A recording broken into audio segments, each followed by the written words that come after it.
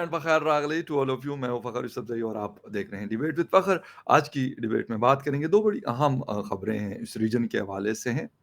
एक तो ये है कि इंडियन जो नेवी है उन्होंने बरामूस का टेस्ट किया है, उसको टेस्ट फायर किया है। क्या इसकी अपडेट्स है, इस हवाले से बात करेंगे। इसके साथ-साथ जो एक्सटर्नल अफेयर्स के मिनिस्टर हैं, यानी डॉक्टर जयशंकर साहब की बात करेंगे। इंडो पैसिफिक के हवाले से और कुछ 8 कंट्रीज़ के उन अपने काउंटर पार्ट से उनकी बात हुई है। क्या है इसकी अपडेट्स क्या है और ये होने क्या जा रहा है? इन दोनों हवालों से बात करेंगे और बात करने के लिए हमें जॉइन कर रहे हैं senior political commentator from India Sumit Peer sahab. Sumit ji, thank you very much for joining the show. Thank you Fakhar भाई, थैंक यू। क्या हाल चाल है आपके? सब बढ़िया? ज़बरदस्त। हमारे यहाँ अपनी गरमा-गर्मी चल रही है, उस पे भी मैं बात करना चाह रहा था, लेकिन क्योंकि आज शो का टाइम हम कोशिश करेंगे क्योंकि आपकी भी मसरूफ़ियत बहुत है, तो उस हवाले से भी कुछ पूछेंगे। लेकिन अभी फ़िलहाल जो टेस्ट हुआ है बरामूस का, इससे पहले भी हमने इस हवाले से जब बरामूस के बाकी टेस्ट हुए थे, उस हवाले से भी हमने बात की। अब नेवी नेवी ने यानी इंडियन नेवी ने इसको टेस्ट किया है और वो कह रहे हैं कि ये समंदर के अंदर यानी सी के अंदर इंडिया की इन्फ्लुएंस या उनकी नेवी की इन्फ्लुएंस को बढ़ाएगा। क्या है, कोई नई चीज़ इसमें ऐड की गई है या कुछ वही चीज़ें हैं जो पहले हम डिस्कस करते रहे? देखिए फगर भाई, पहले और बाद में ब्रह्मोस में जो ओपन मीडिया में जो इंफॉर्मेशन है, पहले और अब की वर्जन में रेंज बढ़ाई गई है। ओके, स्पीड लगभग वही है, अराउंड 3 मैक है, 2.8 मैक है, अराउंड 3 मैक है, almost 3 times the speed of sound. और अब की बार जो ब्रह्मोस है, इसके कई सारे वर्जन है। एक सी वर्जन है, एक सबमरीन वर्जन है, ओके। एक इसका एयर वर्जन है, एक इसका लैंड वर्जन है, और ये एक डिस्ट्रॉयर से टेस्ट फायर किया। बट हम की बात जो हमारे पास इंफॉर्मेशन है कि जो इसकी एक्यूरेसी थी, जहां इसको हिट करना था, ये 100% पिन पॉइंट एक्यूरेसी पे जाके हिट किया। तो गुड। मतलब एक जो हम कंक्लूड कर सकते हैं, मोबाइल लॉन्चर से इसको लॉन्च करके, क्योंकि समंदर में जो होता है ना, हमेशा जहाज ऐसे हिलता है, राइट? बिल्कुल, ऐसे या बिल्कुल, ऐसे। बिल्कुल। तो एक मोबाइल लॉन्चर से लॉन्च करके अब जो जो टारगेट है उसको 101% एक्यूरेट हिट करना एट सुपरसोनिक स्पीड। और ब्रह्मोस में एक कैपेबिलिटी होती है एस मैन्यूवर। एस मैन्यूवर होता है कि जब ये टारगेट के ऊपर आता है, ये ओह! ऐसे एस मैन्यूवर करता है। ओके, ओके, ओके, ओके, तो ओके। इसलिए इसको इंटरसेप्ट करना ऑलमोस्ट इम्पॉसिबल हो जाता है, क्योंकि एक तो बजाय देखिए, स्ट्रेट जाने के एस की शेप में ये ट्रैवल हाँ, करता है। Before okay. Before hitting the target, ये जो या पहले ऐसे, एग्ज़ैक्टली, एक तो नीचे एग्ज़ैक्टली। रहता है, ये ओके, रडार सिग्नेचर नीचे, दूसरा स्पीड है, तीसरा ऐसे घूमता है, ऐसे घूमता, वो सब है। बट जब ये टारगेट के ऊपर आ जाता है, मान लीजिए ये टारगेट है, तो it will do S manoeuvre like this.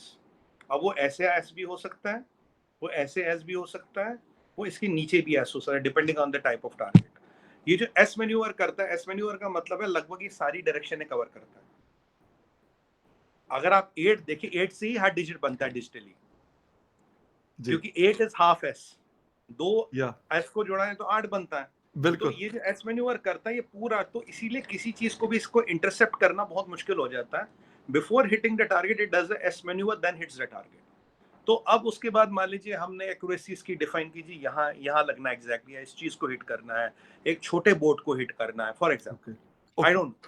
तो अगर ये एस मैन्यूवर के बाद from a moving platform is able to hit a very small boat, और I don't know the target was under sea object, over sea hmm. Object, very small in size, उसका description नहीं है।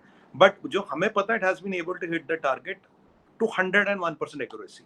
That is the information that is out in open media. अच्छा, अब सुमित जी, एक तो ये है कि ये सुपरसोनिक क्रूज़ है। इस हवाले से हमने पहले भी शायद बात की थी और इसका कंपैरिज़न यकीनन हम चाइना के साथ इस रीजन में करते हैं या फिर बाकी कंट्रीज़ का अगर हम देखते हैं जिसमें रशिया है, यूके है, यूएस है। तो जब हम इस रेंज के मिसाइल्स की बात करते हैं, तो कहाँ पे स्टैंड करता है इंडिया? अभी अगर हम बात करें टेक्निकली स्पीकिंग, फखर भाई, ये मेरा कहना नहीं, all the experts and weapon experts in दुनिया जी, agree to it, it is the best supersonic cruise missile as on date. Okay, best, ये वर्ल्ड के बेस्ट है। और मैं आपको बताऊं, चाइना के पास इसको रोकने के लिए कुछ भी नहीं है। Okay, China is nothing that can stop a BrahMos. ये चाइना के थिंक टैंक्स एडमिट कर चुके हैं, मान चुके हैं, we have nothing to stop BrahMos. आपको मैंने एक बार बोला था कि जब चाइना में कुछ गलवान, ये तवांग ववांग चल रहा था, तो उनकी थिंक टैंक्स ने उन्हें एडवाइस किया था, पहले आप देखो भारत के पास ब्रह्मोस का स्टॉक कितना है। ओके, अगर stock is beyond this level, do not even think of attacking or going into India or trying with India, because there is nothing you can stop BrahMos. It okay, is not a hypersonic. जो China के जो अब जो नए missiles है वो hypersonic है, ये सुपरसोनिक में, बट हमने ओके। इसको सबमरीन से लॉन्च करना हो, शिप से करना हो, एयर से करना हो, लैंड से करना हो, we can do it from all the platforms. और इसके हुँ, छोटे version have been fitted in Sukhoi and will be even fitted in Tejas. तो दैट गिव्स हाँ, मोर टीथ टू दोस, मतलब वो जो हमारा एयरक्राफ्ट है उसकी लिथैलिटी को वो बढ़ा देता है। जी। ओके। अच्छा सुनील जी आते हैं थोड़ा-सा फिर एक्सटर्नल अफ़ेयर्स की तरफ और डिप्लोमेसी की तरफ और डॉक्टर जयशंकर साहब का ज़िक्र यकीनन इसी के साथ ही जुड़ा होता है। डॉक्टर जयशंकर साहब ने इंडो पैसिफिक यूक्रेन वॉर को डिस्कशन हुई है अपने 8 काउंटर पार्ट्स से इन स्वीडन। एक तो ये बड़ी एक अहम डेवलपमेंट है कि 8 यूरोपियन कंट्रीज़ के साथ उनकी बात हुई है। क्या इंडिया मतलब ट्राई कर रहा है कि किसी तरीके से इस जंग को ठंडा किया जाए? पहले भी कोशिश की गई थी, ऐसा नहीं है। लेकिन अब क्योंकि 8 अगर कंट्रीज़ के फॉरेन मिनिस्टर से बात हुई है, तो यकीनन एक बहुत बड़ी बात है। इसका मतलब है कि अगर पूरा यूरोप नहीं है, तो कम से कम 25-40% यूरोप के बड़े कंट्रीज़ के साथ बात हुई होगी।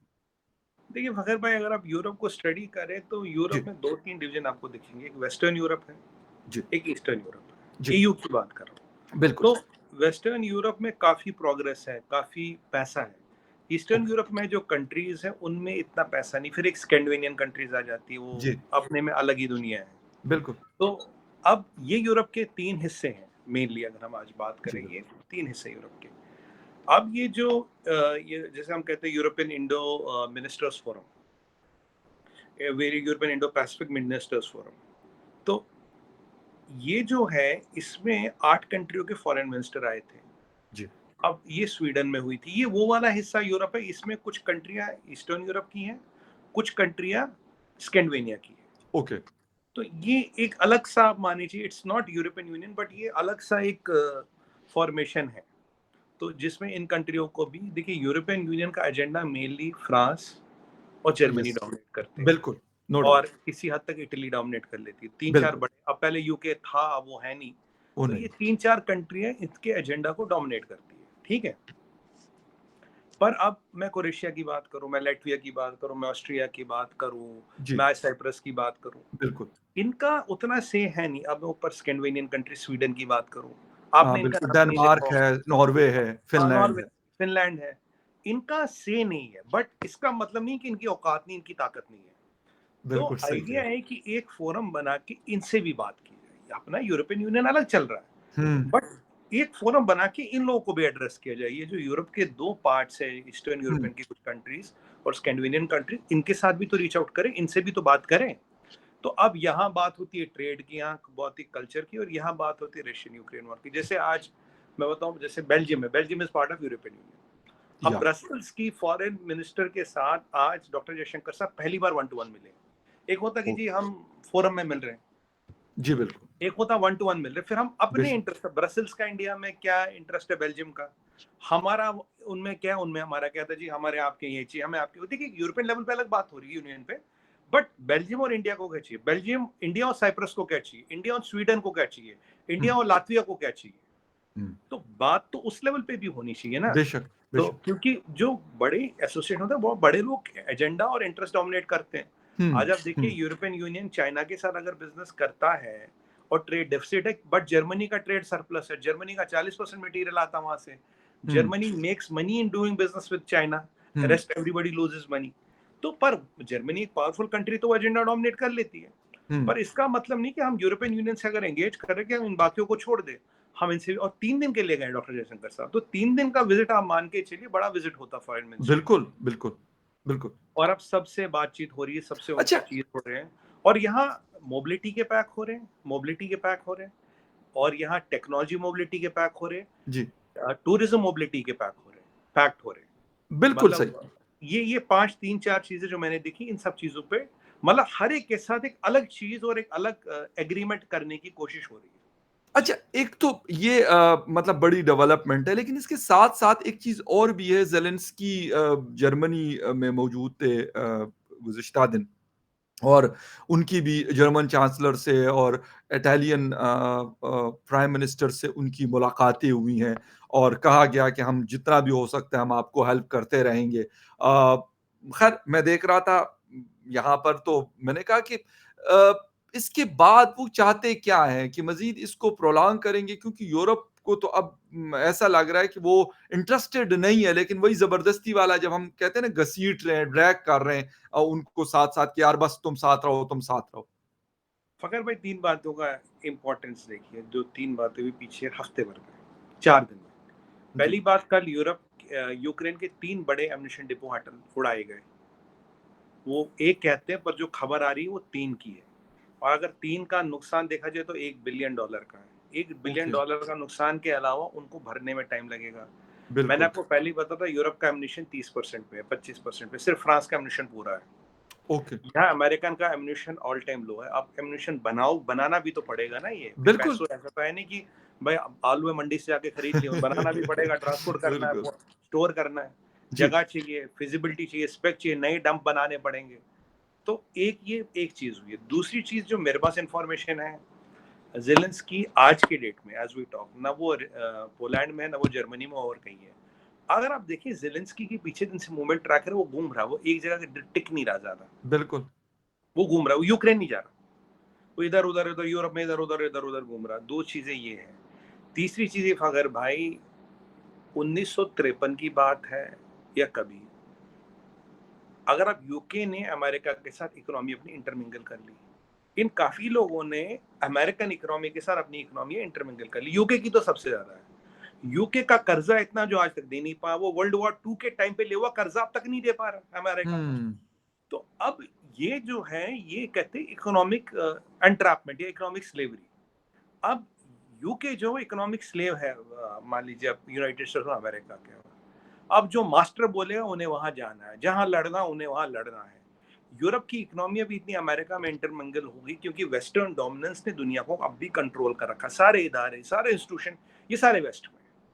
हुँ, अब इनकी इकोनॉमी इतनी इंटरमिंगल हो गई है, पर वो जो जोड़ है ना, उन पे जोर आ गया। आपकी बात बिल्कुल, उन पे यस, क्रैक आ ये गया। जी, अब ये जी, कब बिल्कुल। तक घिसट पाते हैं? वो गाड़ी में ना टायर पे पंक्चर हो गया, अब कब तक चल पाएगी? इससे पहले टायर फट जाए। एग्ज़ैक्टली, अब हमें टायर फटने का वेट करना है कि टायर कब ओके। फटेगा। बिल्कुल अच्छा सुनिए जी एक चीज़ और है और वो ये है कि अभी कोई परेड में मिलिट्री परेड में इंडियन आर्मी ने जो इंडियन आर्म फोर्सेस है, उन्होंने फ्रांस के साथ पार्टिसिपेट करना है, हिस्सा लेना है। तो ये क्या चीज़ें हो रही हैं? मतलब एक तो मिलिट्री एक्सरसाइज़ेज़ होती है, वो चलती रहती है, यूएस के साथ आप लोगों की चलती है, ऑस्ट्रेलिया के साथ चलती है, इज़राइल के साथ चलती रहती है। तो ये क्या मतलब कौन-सी डेवलपमेंट है मज़ीद क्योंकि फ्रांस के साथ अगर हम यूरोप यूनियन में देखते हैं, तो ऐसा लगता है कि शायद इंडिया का बड़ा एक क्लोज़ रिलेशन है। बाकी कंट्रीज़ के साथ भी होगा, लेकिन फ्रांस के साथ ज़्यादा क्लोज़ नज़र आते हैं। बिल्कुल सही आपका एनालिसिस है। फ्रांस के साथ एक बहुत स्पेशल रिलेशन है। जी, और मैं आपको बताऊं, यूरोप में अगर कोई अभी पावरफुल कंट्री है मिलिट्री वाइज और इकोनॉमी वाइज, जी, और वो फ्रांस है। फ्रांस का नेशनल स्ट्रेटजी डॉक्यूमेंट देखिए, इंडिया के साथ हमें स्ट्रेटजिक रिलेशन बनानी है, चाइना जी, को हटाना है, and we are going to become a war time economy. और अगर हम यूरोपियन यूनियन को पूरे को बचाएंगे अगेंस्ट चाइनीज एग्रेशन, ये उनका नेशनल स्ट्रेटजी डॉक्यूमेंट कहता है। तो ये 3-4 चीजें को बैकग्राउंड में रखिए। अब फ्रांस हमारा मिलिट्री और आर्म सप्लायर भी है। फ्रांस ने उनका जो 14 जुलाई को एक नेशनल डे होता है, ब्रिस्टल डे या कुछ कहते हैं उसमें, I can not pronounce it correctly. तो उसमें मोदी जी को चीफ गेस्ट बोला है। उसमें क्या होता है, एक आर्मी की, जैसे हमारे यहाँ 26 जनवरी को आर्मी की परेड होती है और कल्चरल फिर चीजें चलती, वैसे ही वहाँ बिल्कुल। होता है। तो Modi ji will be the chief guest for that. और वहाँ पे जब अभी 1 या 2 साल पहले मैक्रोन साहब हमारे यहाँ चीफ गेस्ट थे, तो फ्रांस का एक कंटेंजेंट ने मार्च पास किया था कर्तव्य पथ पे।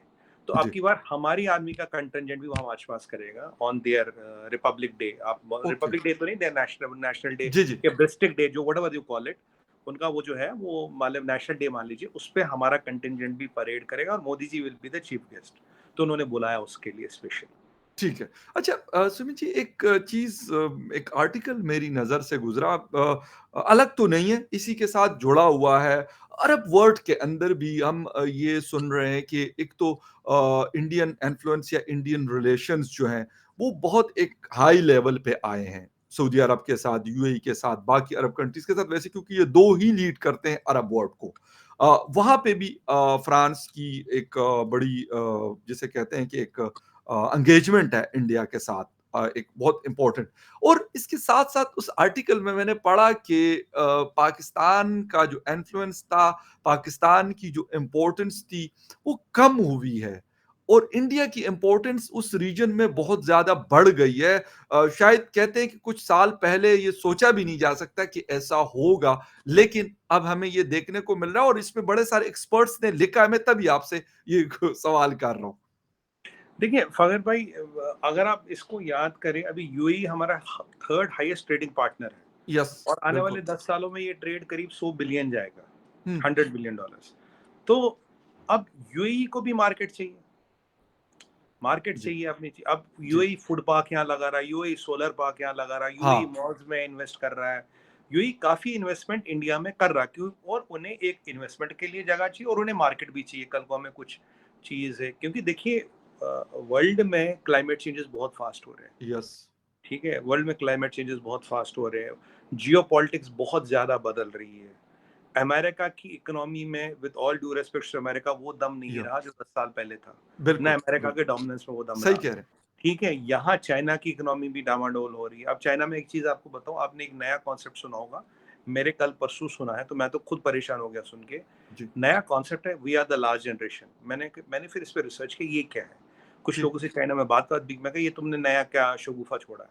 जी, तो कह रहा अब यहाँ बहुत से यंगस्टर्स कह रहे हैं यार हमें सीसीपी की गुलामी नहीं करनी, we are the last generation, इसके बाद हमें कोई बच्चा बच्चा पैदा नहीं करना, क्योंकि वो साला बनते गुलाम होगा चाइनीज कम्युनिस्ट पार्टी का। We are the last generation, मतलब ओके, हमारे आगे खत्म। जब मैं आपको कह रहा था 40 साल में चाइना की आबादी 800 मिलियन होगी, this is one of the reason, one child policy और one, hmm, we are the last generation. ये अब वहां के यूथ में ये चीज आ रही है, तो चाइना की इकोनॉमी थोड़ा वो हो रही है।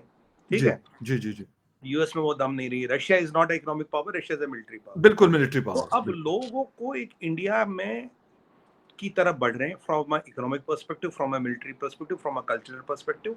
और आप देखिए, जब मैंने आपको कहा था आईटी यूट्यूब पे हमने बात की थी, मैंने कहा we have replace France and Britain. मैंने आपको ये बोला था न्यूज, या बिल्कुल आपने पहले फ्रांस और ब्रिटेन किया, क्योंकि मैं मिडिल ईस्ट तो कईयों बार गया हूँ, मतलब बिल्कुल शायद सही, 10 20 50 बार से ज्यादा गया हूँ मिडिल ईस्ट की सारी जबरदस्त। कंट्रियां देखी है मैंने, एक्सेप्ट सऊदी नहीं गया मैं। तो मैंने अच्छा, कहा कि वहां पे आपका सिक्का चलता था यूएई में आपके फ्रांस का या ब्रिटेन का। अगर आई2 में उन्हें रिप्लेस किया गया, फखर भाई मैंने आपके चैनल पे प्रेडिक्ट किया था, आप मान के चलिए फ्रांस और ब्रिटेन का इन्फ्लुएंस वहां कम हो रहा है और यस, इंडिया का एक एनहांस रोल होगा। आई2 में इंडिया को डालने का मतलब ही एक एनहांस रोल। और यहाँ पे people are very about China's influence in Middle East. तभी पीछे अजीत डोभाल साहब भी गए थे, ईरान भी मैं घुमाए, मिडिल ईस्ट भी घुमाए। उसी पॉइंट पे मैं आ रहा था, बिल्कुल उसी पॉइंट पे आ रहा था कि यूएई और सऊदी अरेबिया के सिक्योरिटी एडवाइजर से बड़ी इंपॉर्टेंट मीटिंग हुई थी अजीत डोवल साहब की। और एक बात ये भी आ रही है कि अमेरिका नहीं चाहता कि चाइनीज इन्फ्लुएंस बढ़े, वो बिल्कुल। चाहता है कि जो रोल चाइना प्ले करता है वो इंडिया प्ले करे अरब वर्ल्ड में, लेकिन उसमें पाकिस्तान काफी रगड़ा गया है उस सवाल से थोड़ा सा देखिए आपका अभी जो एक बड़ी चीज हमने जो उनको ऑफर की है, वो जो हम रोड की बात कर रहे थे ना अपने लास्ट शो में, जो अमेरिका बिल्कुल से एक ट्रेन की रोड, रेल और शिप का एक आएगा टू नेटवर्क। इंडिया। हाँ, नेटवर्क आएगा टू इंडिया। अब आप देखिए, जब ये बात हुई तो अभी कल या आज इटली ने बोल दिया, हाँ we are giving out of BRI. मैंने आपको बोला था फखर भाई, अब आप देखेंगे ये ऑल्टरनेट वायबल है, सस्टेनेबल है, सस्ता और टाइम टेस्टेड और जल्दी बनेगा। जी, इसीलिए people will start walking out of BRI. Italy पहली बड़ी कंट्री जिसने बोला we are walking out of BRI, हमें नहीं चाहिए हुँ, आपका बीआरआई। जी। अगर ऐसी 5 कंट्रियां बीआरआई से निकल गई, भाई रोड हवा पे तो नहीं बनाओगे ना सर। बिल्कुल, भाई जब कंट्रीज़ 5 चाहिए। पड़ोसी मिलेंगे तभी तो सड़क आगे चली। बेशक, अगर बीच के बेशक, 5 बेशक, लोग निकल गए तो बिल्कुल। अटक गया ना, अटक गई ना रोड। तो इसीलिए ये चेंजेस हो रही है, वर्ल्ड चेंज हो रहा है एंड वी डोंट वांट, हम ही नहीं चाहते, अमेरिका नहीं चाहता, पूरा वेस्टर्न वर्ल्ड नहीं चाहता कि चाइना का इन्फ्लुएंस बढ़े। क्योंकि देखिए, आपके यहाँ चाइनीज फॉरेन मिनिस्टर ही तो आए थे, 3 दिन रुके, 2 दिन रुके, उसके बाद आपने इमरान खान वाला एपिसोड शुरू कर दिया। मैं बिल्कुल। हर एक को पूछ रहा हूँ भाई अभी क्या चल रहा सोच के है, अभी चल रहा है। अभी चल रहा है। टू मैं बी तो हर कंटिन्यू एक को लिखा ये हुआ आता है रात के टाइम।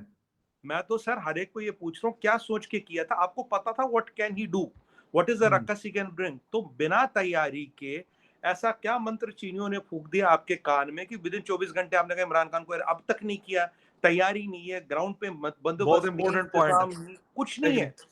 तो वाई मतलब आज मैंने नेशनल टीवी पे भी बोला, मैंने कहा ऐसा चीनी क्या मंत्र फूंक गए कि 24 घंटों में आपने वो किया जो आप पिछले शायद 2 साल से नहीं कर पा रहे। बिल्कुल, मतलब बिना बिल्कुल। किसी तैयारी के, बिना यस। किसी तैयारी के ऑन द ग्राउंड।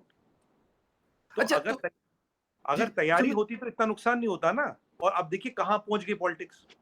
बिल्कुल, लेकिन लेकिन आप इंडिया से एज़ एनालिस्ट आपसे लास्ट क्वेश्चन है कि कैसा देख रहे हैं इस चीज़ को जो इस वक़्त पाकिस्तान के अंदर चल रहा है, या वहाँ पे लोग क्या सोचते हैं? यकीनन लोग बात करते हैं, इंडिया में कुछ होता है तो पाकिस्तान में बात होती है, तो यकीनन इंडिया भी, क्योंकि दीवारें लगी हुई आपस में और 75 साल पहले थे भी एक साथ। तो यकीनन बात तो होती होगी, महफ़िलों में बैठ के बात होती होगी कि पता नहीं यार क्या हो रहा है, क्या नहीं। तो क्या वैसे क्या लोगों की सोच क्या है, क्या समझ रहे हैं कि इस सिचुएशन को क्या कह रहे हैं? फखर भाई, यहाँ पे बहुत कॉम्प्लेक्स सिचुएशन हो गई है। ओके। पहली बार मिलिट्री को पाकिस्तान की जनता ने चैलेंज किया, ओपनली किया है। राइट। दूसरी बात, इमरान खान इतने लोग मोबिलाइज कर पाएगा, किसी को उम्मीद नहीं थी, मोबिलाइज राइट। कर लिया। जी। मिलिट्री के अंदर रिवोल्ट है, ये सबको पता है। जी। राइट। अब कोर कमांडर का घर वेंडलाइज होगा लाहौर में, ये तो हम्म। सपना भी नहीं आ सकता, हो गया। बिल्कुल। गवर्नर, अस्करी टावर, ऑडी का शोरूम, गुजरावाला कैंटोनमेंट, केपीके में आपने 1000 आर्मी उतार दी। बिल्कुल। सारे बिल्कुल। पठान हमारे वहां से वो आ गए हैं, उठ के इस्लामाबाद तक पहुंच गए भाई। और कह रहे हमें मजबूर ना करो, हर पठान के घर में कलाशनिकोव होती है, हमें जी। मजबूर ना करें आप। जी। जी। और वो अपना असला वसला लेके आ गए, ये हो गया। यहाँ आपकी समस्या है कि इमरान खान को हाईकोर्ट पकड़ता, सुप्रीम कोर्ट कहता है इलीगल है। अब सुप्रीम कोर्ट के खिलाफ एग्जिस्टिंग गवर्नमेंट एहतजाज करती है कि भाई इमरान खान की जागीर है।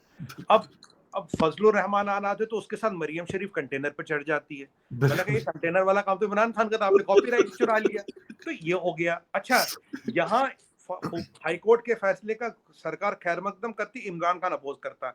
सुप्रीम कोर्ट के फैसले का इमरान खान खैर मकदम करता है, ये सरकार बिल्कुल। विरोध करती है। अब एग्जैक्टली। लोगों के हाथ में बंदूकें, लोग सड़क पे, 48% इन्फ्लेशन है, 48%। बिल्कुल। हाइपर बिल्कुल। इन्फ्लेशन की शायद इससे भी परिस्थिति है। ज्यादा हो। हाँ, 48% है सर आज। और आपका आईएमएफ ने बोल दिया $8 बिलियन। और यूएई कहता तुम आपका COS will determine peace. Saudi छुप बैठे, चीनी गायब हो गए सीन से। अब यहाँ में अब इमरान खान को अब छूते हैं तो वो जाके एक वीडियो निकाल देता, लोग सड़कों पे उतर आते हैं। और हम्म। वो भैया जाके बैठ गया जमान पार्क में। जमान पार्क में जो गलिए कोचे, आप पकड़ तो सब पाओगे नहीं उसे वहां पे। तो वो तो इसीलिए आपने वहां वाले घर में बैठा, बोला बड़ा खिलाड़ी है शायद। और यहाँ से आपने कहा बुशरा, आप वही कह रहा था, बुशरा बीबी ने खूब सारे काले जानवर जलाए इन दिनों, तो खूब सारा जादू हुआ, जिन ब्रिगेड को फिर एक्टिवेट कर दिया। अब कह रहे कोई बात नहीं, बुशरा बीबी को पकड़ो, उन्हें भी बेल हो गई। अब उन्हें पकड़ने रेंजर भेजते, पर पुलिस फिर पकड़ने आ जाती, फिर उन्हें घर नहीं जाने, फिर एक वीडियो निकालता है। अब वो आप कहते हो कि जी चीफ गेस्ट उमर उमर अता बंदियाल साहब, ये जी इमरान खान का बंदा है। अब ये बिल्कुल। शमशेर मिर्जा, ये इमरान खान का बंदा है। जी। अब उमर अता बंदियाल और कोर कमांडर साहब की जो बीवी है, आपस में कजिन सिस्टर्स हैं। अच्छा, आपके एक लीडर कहते हैं supreme court should be the mother of law, not mother in law. तो बंदियाल साहब की मदर इन लॉ का वीडियो लीक हो जाता है। अब यहाँ किसका वीडियो कहाँ लीक हो रहा है, कहाँ जुड़े हैं। मतलब हम तो फखर भाई यही कहते हैं, on the we are worried कि खून खराबा न हो, जो भी हो बिल्कुल। पीसफुली हो, बिल्कुल। खून ना बहे, चीज लोग ना मरे, हम तो यही चाहते हम्म। हैं। Peace should prevail and good sense should prevail. आपका इंटरनल पॉलिटिकल मसला है, बिल्कुल ठीक। आप जैसे बिल्कुल उसको सही। सेटल करना चाहें, बट हम चाहते हैं बंदूकें ना चले, लोग की जाने बेशक। ना जाए। बिल्कुल ठीक। और सर एक चीज आज लोग नहीं समझ पा रहे हैं। मुझे कह रहे, मुझे कोई लोग मुझे कह रहे ये 71 जैसा सिनेरियो, मैंने कहा 71 डिफरेंट था। ओके। अब की बार आपकी जो आर्मी है सुन्नी पंजाबी है मोस्टली, राइट, जी। पंजाबी सुन्नी। जी। और जो प्रोटेस्टर है वो भी तो सुन्नी पंजाबी है। बिल्कुल। यार पठान तो ये कह रहे हैं ना, आप हमारे बच्चों को क्यों मरवाना चाहते हैं हमारे हाथ से, आप हम्म। मजबूर ना करें हमें। तब तो बंगाली थे, हम्म। तब तो अलग बिल्कुल। बात थी। अब तो यहाँ अपना भाई, बाप बेटे को कैसे मारे, बेटा बाप पे कैसे गोली चला दे, चाचा बिल्कुल। भतीजे पे कैसे चलाए, बेशक। मामा भांजे पे कैसे गोली चला दे। एग्री। मतलब सारे अपने लोग हैं ना, यहाँ कोई बाहर का बिल्कुल तो सही है कह नहीं। रहे हैं। तो बिल्कुल सही। ये कोई आर्मी के लिए भी आसान मसला नहीं है फखर भाई, हमें ये बिल्कुल ठीक। दिखता आर्मी के लिए आसान। अच्छा, आर्मी कहती मार्शल लॉ लगाए, मार्शल लॉ लगाना हो तो तब तक आपने लगा दे, अमेरिका आपके लिए साथ नहीं है। America agree. आपके साथ नहीं होगा, मार्शल लॉ लगा नहीं पाओगे। बिल्कुल ठीक। और बिल्कुल सही। कहीं ना कहीं नियाजी साहब को सीआईए का सपोर्ट तो है। देखिए अपने पूरे टेन्योर में इन्होंने एक भी एग्री। फैसला अगेंस्ट अमेरिका नहीं किया। चीनी फॉरेन मिनिस्टर आता, आपने इनको दबोचा। लेकिन प्रोपेगेंडा बहुत करते रहे। हाँ, प्रोपेगेंडा बहुत, पर फैसला कोई एंटी अमेरिका नहीं, नहीं किया बिल्कुल इन्होंने, ये एग्जैक्टली देखिए आपसे आप। बिल्कुल एग्री हूं मैं।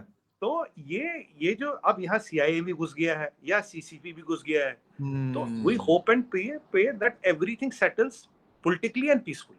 दैट इज आवर ओके बिल्कुल सही है, हम भी यही दुआ करते हैं कि ऐसा ही हो कि अवाम को भी यानी जनता को भी समझ आए और पॉलिटिकल लीडर्स को भी समझ आ जाए, एस्टेब्लिशमेंट को भी समझ आ जाए, कि वो फैसला करे जो पाकिस्तान के लिए बेहतर हो, ना कि कुछ लोगों के लिए तो बेहतर हो, लेकिन मासेस के लिए वो उससे नुकसान हमें देखने को मिले। सुमित जी, आपका बहुत शुक्रिया आपके टाइम का कि आपने शो जॉइन किया। And viewers, thank you very much for watching debate with Fakhar Yusuf ji. किसी और डिबेट में फिर मिलेंगे, तब तक के लिए टेक केयर एंड बाय। फगर भाई, जाते जाते एक बात कहूंगा, मुझे समझ नहीं सर है, पाकिस्तान से 250 चार्टर्ड फ्लाइटें बाहर गई है, इनमें कौन जा रहा है, इनमें क्या जा रहा है और कहाँ ले जा रहा है, ये आपको पता लगे तो मुझे जरूर ओके, इस पे बताइएगा। नेक्स्ट टाइम बात करेंगे hopefully. Thank you Sumit ji, बहुत थैंक यू। शुक्रिया आपका। Take care. Okay, okay.